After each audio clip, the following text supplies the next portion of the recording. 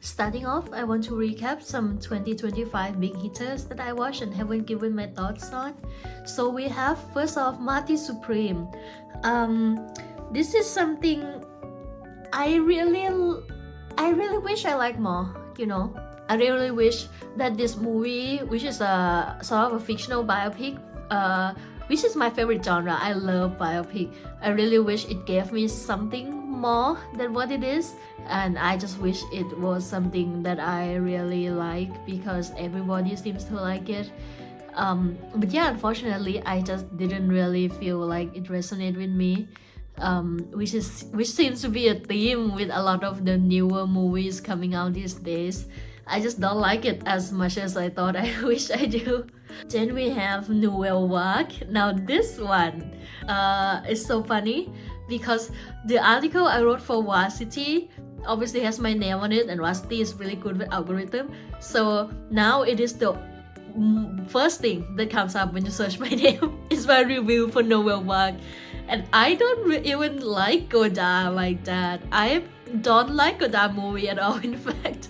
But I like him as a character, and obviously this movie, Richard Linklater, is kind of portraying the process of making Breathless. So you kind of get to Godard as a character, and I like that. And I think it's a fun hangout movie. Linklater is really good in that genre.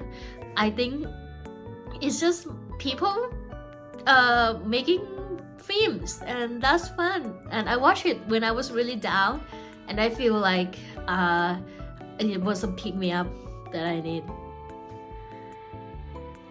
Now this Linklater movie, Blue Moon, I love Blue Moon. It's again so funny. It's the movie I was shut up about from last year, and I don't think it's even good like that, but I just love it. It's the very Pam movie, a biopic set in 1950 about a Broadway lyricist featuring 1950 tunes and setting in a bar in one night. Oh my god, that's the most Pam movie ever.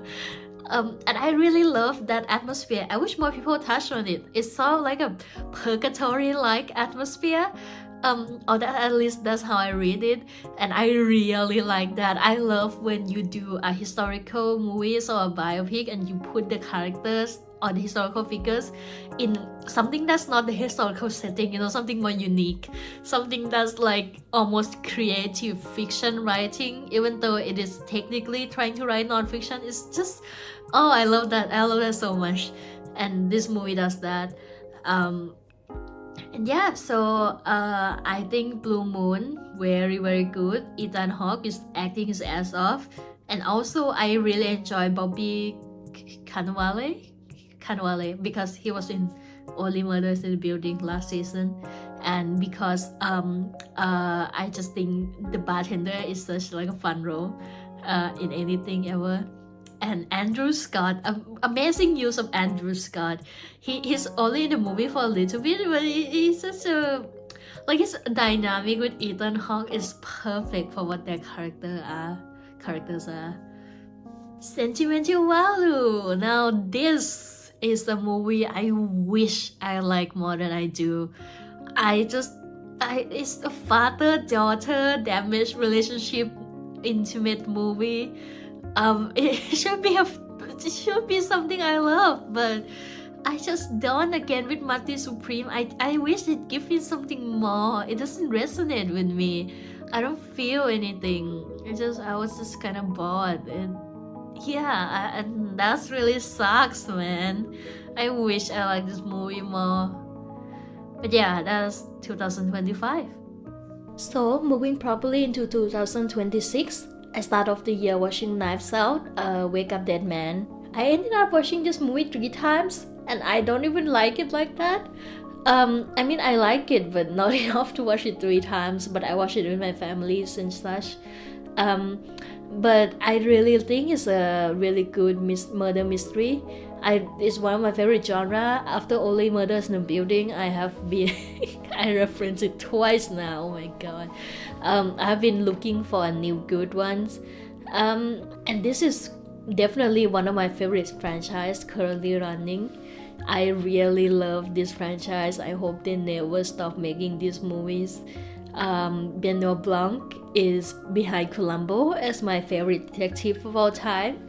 I love his character, and even though I feel like the supporting cast are probably pretty underused in this movie, Josh O'Connor is an amazing lead, no question about that. I am someone who like Glass Onion. I'm in the minority, so I would put this in the same tier as Glass Onion, under the original. Then I also rewatched Midnight Mass with my family, and Midnight Mass is now that's one I really like. It is my third favorite after The Haunting of Hill House and The Haunting of Bly Manor, in terms of Mike Flanagan series, but I think it's more entertaining than Bly Manor at the end of the day. It kind of functions also as a mystery. I think that's the strongest element, and it keeps you going, guessing what is happening, and the atmosphere and that mystery, I think, even though it's a slow burn, really works, and it's something I can introduce to anyone, and I think they would enjoy it. I really think it's fantastic if you go in with no expectation. In that way, then you get the full understanding of when it hits you why it's called Midnight Mass. At least for me, that was so good. That was such a good moment. Then I rewatched Transformer 1 with my aunt. I was really just like in a nostalgic phase in the beginning of 2026. Like I was rereading, rewatching a lot of things I really like as a kid. And this is Transformers is a big one of them. But this is a new one, a new installment in franchise, and I really like it. I think it does everything that it needs to do as a new installment. I think it works at introducing new people into the franchise, but also works as a piece of media that rewards the old fans. I think there are three main categories Transformer fans right now. There's the one who grew up with G1 and such, the older generation. There's the new babies who just like robots fighting. And there's the interesting demographic of teen, well, I guess I can say like teens, girls, and non-binaries and LGBT plus people who really come into this series and then get a lot out of it in terms of like building their own identity. That sounds so weird to say about Transformer, right? But it is the way it is. With all of these cartoons, there's that fan base. And I mean, not to wear off too much from the movies, but the comic is fantastic. The IDW comic is just like, it serves that phase of your life so well. I highly recommend. But anyway, this movie I think is like almost close to perfect. It's just on a rewatch as enjoyable as on a first watch. I really enjoyed almost everything about it. The animation, the cinematography, the writing, the characters, even the parts where they're trying to pander to kids are not that annoying. The only thing I would detract away from a 10 score is unlike other people, unlike most people, I think this is an abysmal use of Starscream.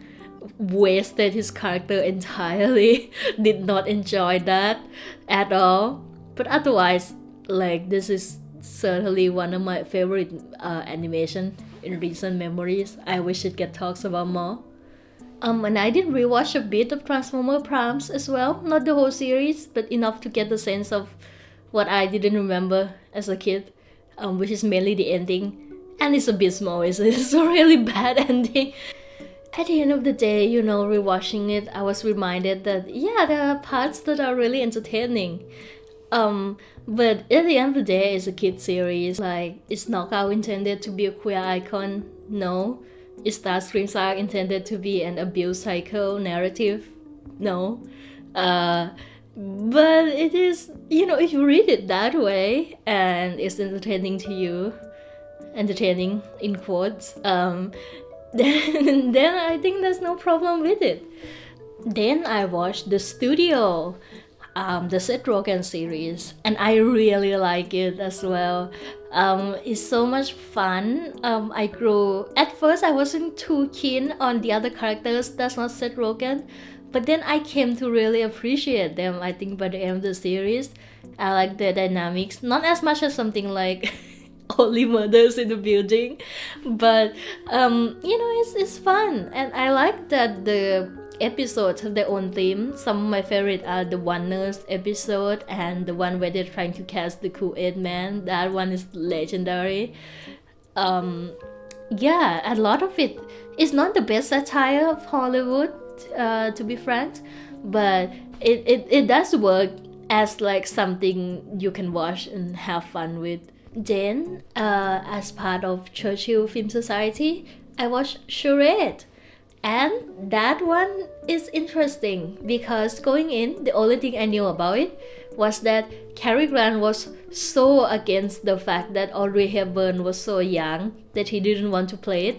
So the way the filmmaker fixed that is apparently, now that I watched the movie, making Audrey Hepburn like really want to get that old man. Like she really want that cookie so bad. It's really funny, and I like it. I like it. I like it. It's charming. I like it. I don't have a lot to say about it. It's not one of my favorite Audrey Hepburn like that, but yeah, I think it's charming. Then, after all that talk in Blue Moon, I couldn't resist it. I watched Casablanca because it is. Well, I was gonna screen it at Film Club, but no one came. But fortunately for me, it was the Picture House selection for Valentine's Day screening. So I get to watch it on the big screen, which is really, really cool. I think I did do a review of Casablanca on Instagram. I'll put the highlight somewhere. That is true for a lot of these films, so you can find my 2026 highlights. I like it a lot. I think it's funnier than most people give it credit for. I was comparing it to The Apartment for some reason because it's two of the wildly acclaimed old movie I get to watch on the big screen, and this is actually funnier than The Apartment in my opinion. But the ending weirdly doesn't hit me as hard as The Apartment. I think with times it has the potential to hit me really hard, but right now I'm just like, but I really appreciate it. Like, they'll always have Paris, yes, I really appreciate it. But yeah, Claude Rains is like, my god, he's so funny, he's so good. Yeah, Mr. Dryden, my beloved. Then I went to watch with my brother The Producers at the West End, and it is so much fun. I love it. I think this is something that was meant to be on stage, and on stage they add humors that you just couldn't get in the film. Even though I think the film was okay, it was obviously, it pales in comparison to these musicals. And by the film I meant the Nathan Lane and Matthew Broderick film that was adapted from the original musicals. Now, how does this compare to the original film? I actually like this more. I think the material is just elevated by being a musical and being on stage and all those gags that they are able to put in. And it's not like updated to the point that it loses its identity, but it's updated in that there are just more jokes, more gags, more opportunities to really make the materials just so entertaining and make the audience, no matter what age, can get into it. So yeah, how I would rank this musical in lieu of everything else I watched, I think it goes comfortably, I don't know, all the same tier as Haters. I don't want to put it above Haters. Amy is gonna come for me. I think same tier as Haters sounds about right. And by that is Haters and Producers. Well, I don't want to spoil. Let's say there are better things to come. Then I watched, as part of the Cambridge Film Society that I myself curated, Contempt by Jean-Luc Godard. And yeah, as with Breathless, I don't really get it, man. Godard is like, everyone has been saying this, and this kind of true. Kind of like style over substance, heady, pretentious. I don't get emotionally attached to his characters or his narrative. I don't feel like the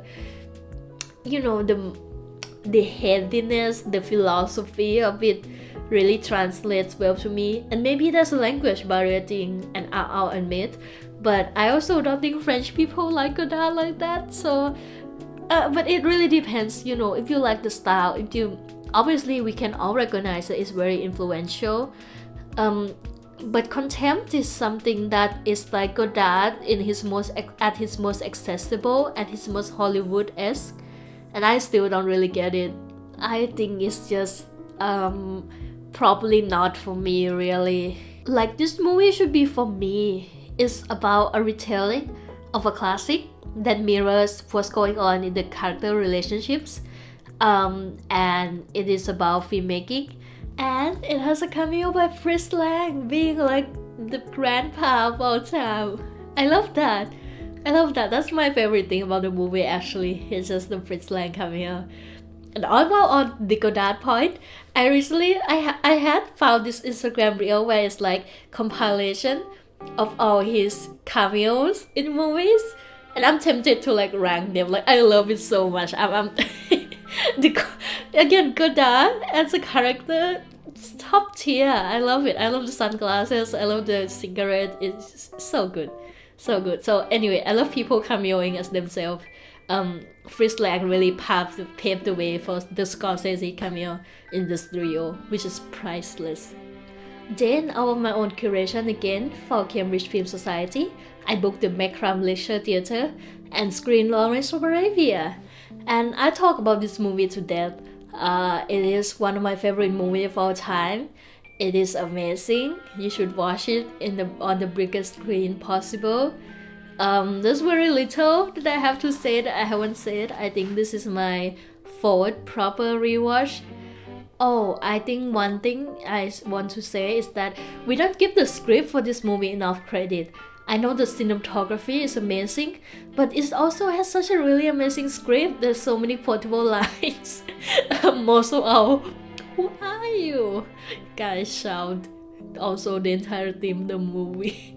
Like, someone at the screening point out that scene specifically, and it made me laugh so much. Like, someone else, even though we have not talked about it, someone else pointed out that scene is like the most funny, charming, on the nose thing ever. Yeah, and I really love it. I don't know, the script is just like so sharp, nice, and like at times very like, oh, deliciously tragic, with Ali and Lawrence's relationship. There's so many lines that I like, and I can definitely see why people read this through a queer lens. And I think they would lean at some point. I can't confirm this, but at some point he confirmed that that's what he intended with the movie. And then at the Prince Charles Cinema, I watched In the Mood for Love. Really generational random movies for me. I really love In the Mood for Love. It's so much like what I imagine it to be, but also kind of not at the same time. Like, the yearning is there, and I love that. But there's also so much in the editing and the framing that goes even beyond what I thought Wong Kar-wai would do. The editing is so like modern in a way I didn't expect. The use of music is like, the soundtrack is amazing. I want to highlight that. And again, I need to highlight my little thing, which is they have a song, Perhaps, played 3 times. I never knew Perhaps is the soundtrack for In the Mood for Love like that. No one ever talked about it, because obviously it's not important to the movie, and this one has so much things to talk about. But I don't know, I feel like I should write a proper review for it. I feel like this is not the format to write the review for In the Mood for Love. Then I rewatched The Devil Wears Prada, the original. I think it's really good. I think it's a very tight script. I really love Stanley Tucci character. I just, you know, he's so nice. I like Stanley Tucci. I think we have to go a bit quicker because this is taking a long time. Okay, so Project Hail Mary. Watch this with my friends. They love it. I like it. I think it's charming. I think it's nice. I think it's like a nice movie that we probably need at this time. You know, everyone can use a nice movie. Then I watched Cabaret, the musical of the West End. Now this one I have to slow down to talk about. After deliberation, I think this is the best experience I have ever had with a musical. I think it's fantastic, and Pom my brother can attest to this. It's like you are in this theater which that transforms into the Kit Kat Club cabaret, and it's like a proper cabaret, and you have these performers all around you, and you go there and you have the bar, and then when you finally get to the theater, the stage is in the middle and you sit all around it, and we were in the front seat, and it was incredible. Like, you can feel the atmosphere, and they even have this telephone on the table, and someone called us. I was like, hey, who's that next to you? And I was like, my brother. And the voice was like, is he single? It was great. And I got at the halftime break, they pull people to dance on stage, and I got pulled to dance on stage, and it was incredible. And anyway, the musical is probably, okay, this is where I review my ranking. So it goes Hadestown, and then Cabaret, and then Hamilton, and then I would say Heathers and the Producers. That's my ranking. I love it so much. I think it's such a unique show. There's so much to it. Like, I don't think I probably get everything they were giving me with the acting. There's so much nuances to the characters. I don't think it's an easy show to get. I think it's something you really need to chew on, and that's what makes it really special. Pom said like this is his favorite because of the evil clown, and that's kind of true. Like, from the movie to the musical, the biggest changes for me is the fact that the MC became like the biggest character along with the main lead actress, and they're kind of like the duo of them kind of determined whether the show would be good or not, and I think the one we saw were really good. And then after the fact, I kind of listened more and more to the music and became addicted to a lot of the songs, and it's just really good. I probably can't do a video about it because honestly I don't think I received everything they were giving me, you know. Like, I was just so entranced by the experience.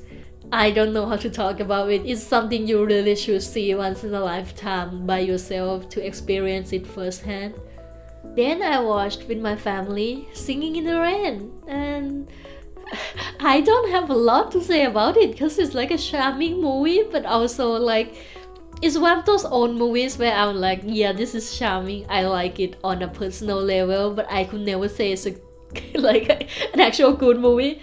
Like, as my brother said, it's actually like studio slop basically. There's this bit that took me off the movie completely though, and that's where like Gene Kelly stopped the movie and say, hey, there's this idea with film, should we put it in the movie that they're making within the movie? And then it cuts to a completely different story. There's like a musical number, but that goes on for so long, and I don't know why it is there. It beats Get Me to Church on Time in terms of time waster in a musical, and I hate it so much. But overall the movie is okay, it's nice, it's charming. Then we watched, at the insistence of my brother, Yojimbo. And I'll group Yojimbo and Sanjiro together because we watched it back to back and I kind of want to compare it. I like Sanjiro more. I think Sanjiro is funnier and is more entertaining. And I'm gonna be honest with you, like Yojimbo and Sanjiro, I know they're great movies. I like Kurosawa as directors. I kinda don't really like samurai like that. Sorry, Pom. I know there are deeper messages that these movies can be read on.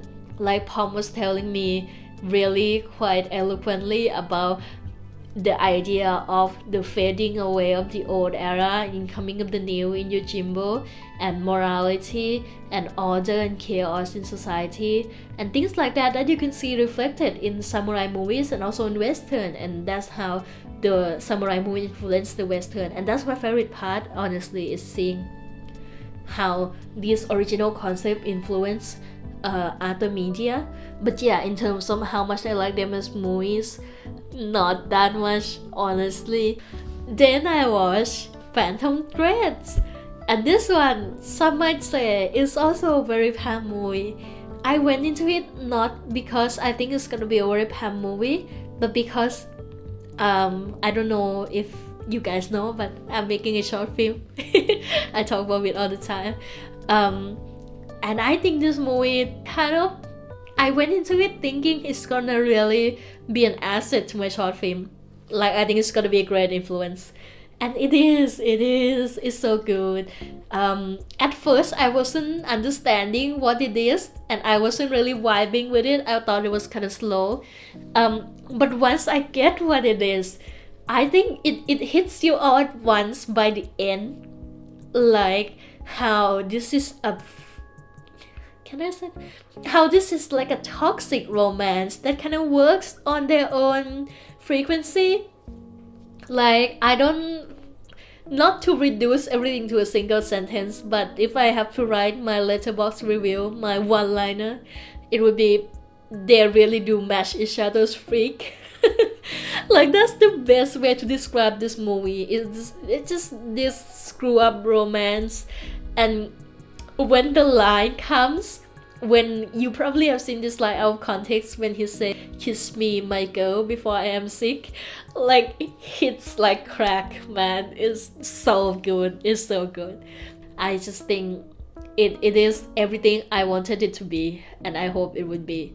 And is it gonna, well, it's probably not gonna be in a short film like that, but if I ever make a feature film, definitely will be influenced by this.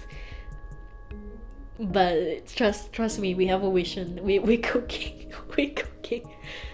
And then to round off everything, I watched The Devil Wears Prada 2 in theater. Yes, I haven't watched anything since, I'm so sorry. I was there opening day because I thought this would be so entertaining. And it is entertaining, but I just don't like it nowhere near as much as the original. I think we have kind of lost the plot a little bit. It became like a Marvel movie. We have to save the world kind of thing. The stakes are just like so too much. And the plot is, the thing I really appreciate about the first movie is how tightly written it is. This one I really think is very loosely written. In the end, it is an okay sequel, and I really like Stanley Tucci character again. I know this is such a Pam thing, but like, spoiler alert for like 1 minute. When at the end, when he hugs Anne Hathaway and he says like, "Forever my girl," that's like, so, I wanna cry. yeah, that's just my review. So that's everything I watched this year so far. I hope you enjoyed, and we'll make an update video that's better than this once I'm back in Thailand, and I hope I've seen more movies by then. Yes.